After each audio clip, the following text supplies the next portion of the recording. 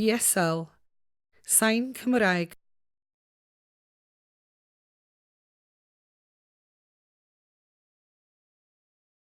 Gwellhad y sba cartref. Byddai ymwelwyr oes Victoria'n mwynhau cymryd dŵr mewn ffynhonnau a oedd yn llawn mwynhau.